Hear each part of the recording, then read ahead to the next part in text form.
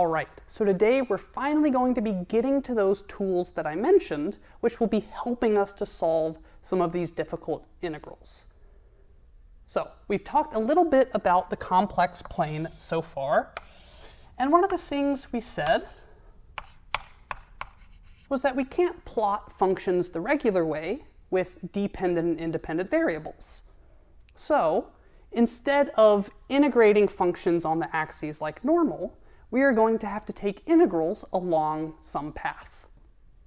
So you might be familiar with line integrals in real space or in the Cartesian plane. But in the complex plane, line integrals are called contour integrals. And so what Cauchy's theorem says, the first big tool we're going to learn about, is if we have some contour, some path, and we draw our contours as counterclockwise traveling, then on this contour C, as long as our function f of z is analytic. In the last video, we defined what that is. That means that our function has no poles in a region. So if f is analytic on and inside our contour C, then if we take an integral around our contour, a closed loop integral of f of z dz, of course, this integral will be equal to 0. Very powerful tool. Any closed loop integral will be 0 as long as there are no poles inside of our contour. So this is a useful theorem. On its own, it's not too useful, but once we combine it with some other tools that we're going to talk about, you'll start to see how all of these pieces fit together, and we can use this to simplify some of our integrals. Okay, so this is all fine and well. We have a contour, we have no poles, integrated around it, it's 0. But you might be wondering, well, what do we do if there is a pole? What if we have some contour and we have some point in here, z0, where our function blows up to infinity? Well, this is no longer going to be true, so how do we handle it? All right, so I'm going to draw some more contours, and we're going to look at how we could describe the function within this space. Let's say we have a point, z0, some point. We don't know if it's a pole or not, but we draw two contours. One is a little circle around z0. We'll say this is c1, our first contour, and we draw a bigger circle. This is supposed to be a circle, not a oblong shape. And that is C2. And these are our contours. So I'm not going to be proving or justifying all of the tools I show you today. I'm really just trying to build up a tool set that we will start to use in the next video in order to solve some integrals and see how we use all of these together. So if we have a point that is inside of one contour, one circular contour, and another circular contour is outside of that, then, in other words, if f of z is analytic, again, this property of our function becomes very important between c1 and c2. Then we can expand our function in this area here in terms of a different kind of series. Not a Taylor expansion per se, but we can expand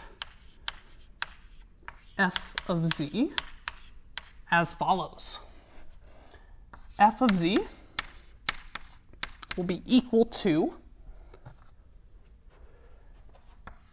a naught plus a1 z minus z naught plus a2 times z minus z naught squared plus, and so on. This is one part of our series expansion. But we also have a second infinite series. We also have a portion where we have z naughts in the denominator. Z minus z naught plus b2 over z minus z naught squared, quantity squared, and so on. This expansion is called a Laurent series.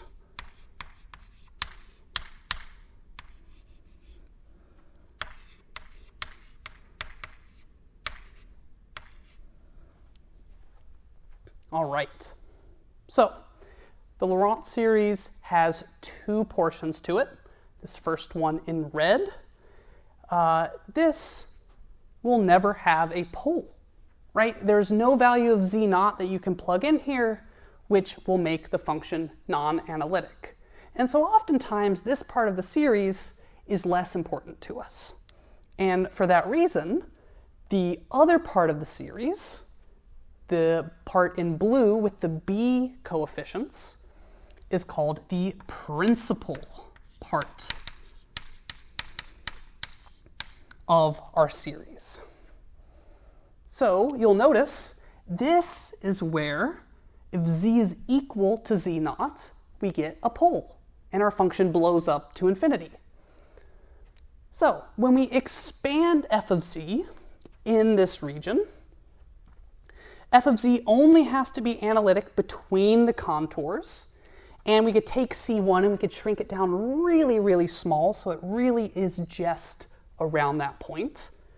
And we could take c2 and we could blow it up really large so that it's very big, right? We can use that radius of convergence to get an idea of how big we can make these different circles.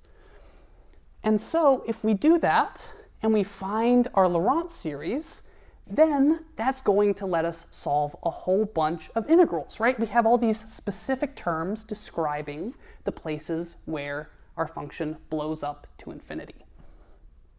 So we can expand our function in terms of the Laurent series, and these coefficients turn out to be very important. Anytime we have a non-zero b sub n, that means we have a pole. We have a place where our function is not analytic. So we can have, there are a lot of different classifications of poles. N is typically what we call the order of the pole. And so, for example, if b1 was 0, but b2 was non-zero, we would have a pole of order 2. We are just going to focus for now on simple poles, poles of order 1, where we have something like this in our denominator, z minus z naught to the first power. So, if all of our bn's are equal to 0, what does that mean? That means we don't have a principal part of our Laurent series. We just have this part in red.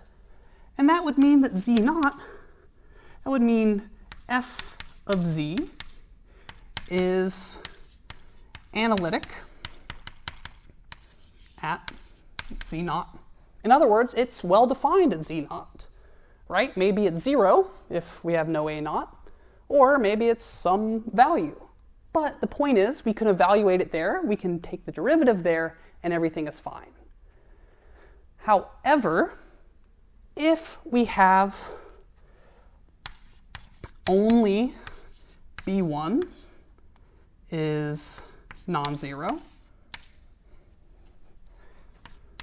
bn equals 0 for n greater than 1. So all of these terms disappear, but we still have this term here. b1 turns out to be something very important. It has a special name. b1 is the residue, which we sometimes just write r, the residue of f of z at z equals z naught. Or sometimes we write this as r of z naught. So this residue leads to something called the residue theorem. A way that we can find this residue, it would be pretty annoying if for every series we had to expand it in terms of all of these functions and then solve for all of the coefficients. So it turns out if we can identify our function has just a simple pole, a single value, order 1, where it blows up to infinity, there's a way that we can easily evaluate that. Our residue of z naught is going to be equal to the limit of z as it goes to z naught of our function f of z times this in the denominator, times z minus z naught. So that is how we find our residue of z naught. And the final piece of this puzzle, which will help us start to solve some difficult integrals, is the residue theorem. I'm going to write out residue theorem. All right. And the residue theorem says if we take a closed loop integral of some function along a contour,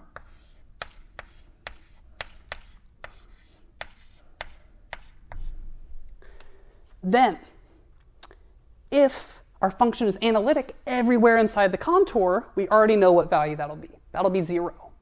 However, if it's not analytic everywhere, if we have something like this z naught inside, then the result of this integral will be 2 pi I